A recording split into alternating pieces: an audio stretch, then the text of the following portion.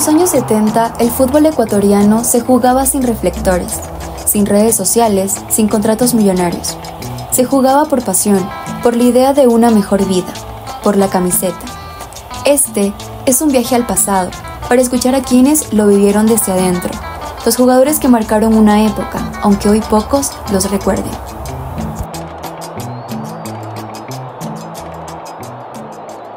En 1970 creo que fue una época en donde sobre todo el aficionado entregó toda su pasión al fútbol, ¿no? Veíamos estadios llenos, era frecuente en el Estadio Olímpico Atahualpa los dobletes o las tripletas, entonces yo creo que esa época se caracteriza por la pasión del hincha con el fútbol.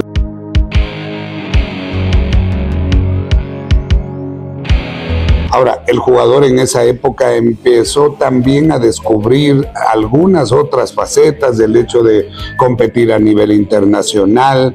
No había la globalización que existe hoy para conocer qué pasa en otros países y lograr que el jugador profesional, reitero, sea eso, un jugador profesional. Muchos de los jugadores de esa época alternaban el jugar al fútbol con otras actividades, trabajaban o estudiaban, entonces era una actividad más complementaria que profesional. En ese tiempo, o sea, las circunstancias le obligaban a uno a dedicarse a una, dos, tres cosas para sostenerse, porque en el fútbol se cobraba poco, se pagaba muy poco. Yo cuando entré allá, mi primer sueldo ahí fue 100 soles. Entonces, el primer sueldo que yo cogí, de los 100, me descontaron $20 para el pueblo que se casaba. En esa época de los años 70, yo creo que, y de los años 80, el mejor equipo del fútbol ecuatoriano que pagaba bien era el Club Deportivo Nacional, ¿no? Además de que nos daban un sueldo, nos daban un grado militar como empleado civil. En esa época además no terminaban pagándonos todos los sueldos, entonces había que esperar el nuevo contrato para que en el nuevo contrato el dirigente quiera hacer un paquete o quiera presionarle, y además no teníamos derechos como hoy tienen los jugadores de fútbol, porque éramos propiedad como un activo de un club. Entonces no había derechos para los jugadores de fútbol. El jugador de fútbol, inclusive el dirigente, cuando uno iba a arreglar el contrato, si es que uno no aceptaba las condiciones del dirigente, que era difícil pelearlas, uno estaba sujeto a que le sancionen 2 años por rebeldía.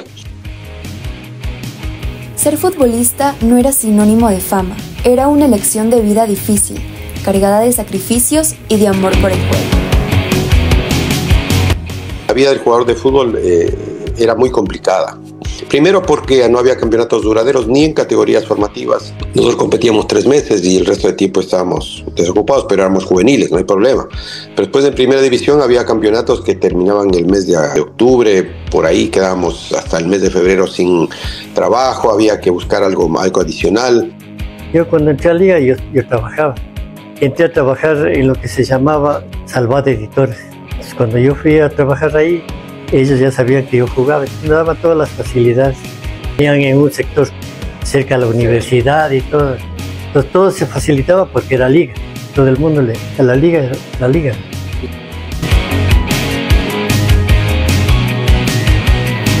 Sus palabras nos devuelven a una época de fútbol puro, de lucha constante y de gloria sin micrófonos. Y yo viví muchos años en San Bartolo, junto al cuartel de Picachima, pero cuento que pasaba yo la calle y me topaba yo con mucho césped, muchos espacios verdes, porque al frente de mi casa había una hacienda. Y recuerdo muy bien que mi madre como tenía una tiendita ella ahí, nos hacía levantar a mí y a mis hermanos 5 de la mañana a traer la leche para poder vender la tiendita que tenían a los vecinos. Así es que luego de dejar la leche y todo eso, íbamos a jugar fútbol. Venían mis amigos de ahí, los vecinos, me golpeaban y salíamos, pasábamos la calle nomás y me encontraba ya con canchas grandes ahí, con césped hermoso, bonito, ¿no? Porque así nos hicimos deportistas, así nos hicimos futbolistas. Ser convocado a la selección era un logro, pero no siempre era fácil. Muchos jugadores llegaban con ilusión, pero se encontraban con un ambiente dividido. El regionalismo, por ejemplo, estaba presente entre la sierra y la costa, entre clubes grandes y pequeños.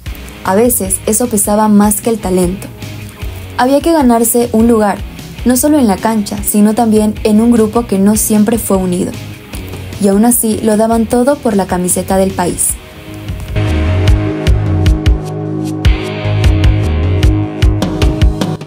Bueno, en esa época había un regionalismo, ¿no?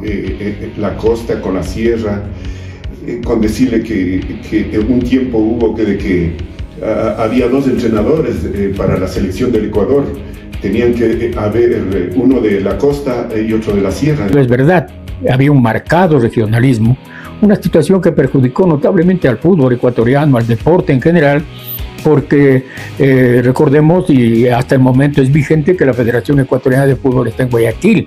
En 1965, que tuvimos una oportunidad brillante de ir al Campeonato Mundial de Inglaterra, pues lamentablemente se armó una selección con exclusivamente jugadores de la costa.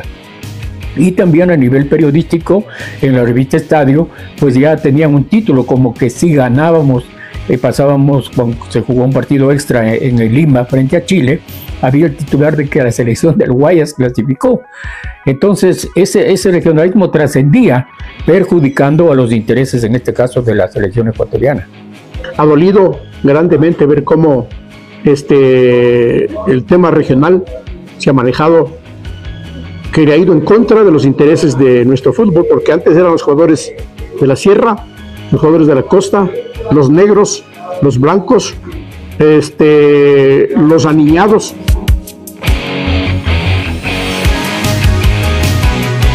Más allá de las estadísticas, quedan los recuerdos, pequeñas historias que forman el alma del fútbol ecuatoriano.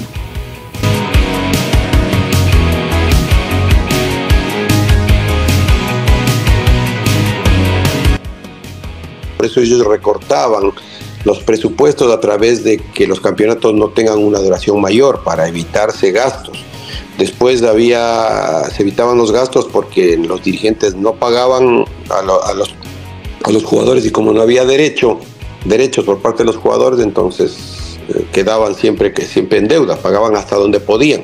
Los uniformes, nosotros muchas veces teníamos que en el intermedio exprimir los uniformes pidiendo ayuda, para exprimir los uniformes del sudor para jugar el segundo tiempo. No había una dotación de uniformes. La situación en ese tiempo era, yo saqué la casa en el Banco de la Vivienda, pero no me daban el seguro de desgravamen porque el fútbol estaba considerado como profesión peligrosa.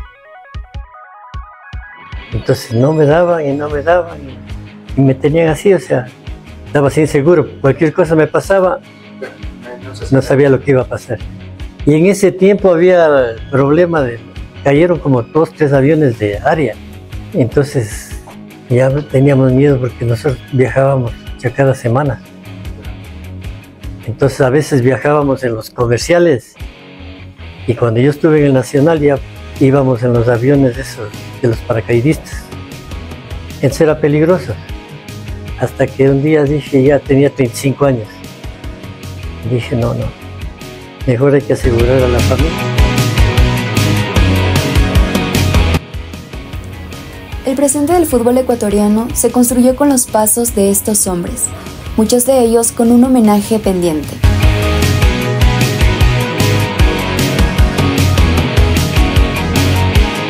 Calificaría a esos años 70 como una época semi-romántica, porque la romántica fue en los inicios, pero que ha contribuido, sentó las bases para el crecimiento del fútbol ecuatoriano. Soy muy feliz de todo lo que hice. Yo creo que el fútbol me dio más de lo que yo le di, y el fútbol me dio más oportunidades de las que yo merecía como atleta, ¿no? Fueron parte de una generación que construyó el fútbol ecuatoriano con esfuerzo. Vivieron el deporte en una época difícil, cuando jugar era un trabajo duro y muchas veces mal recompensado. Sus historias no siempre están en los libros, pero sí en la memoria de quienes los vieron jugar y en el camino que abrieron para los que vinieron después. Esta es una forma de decir gracias.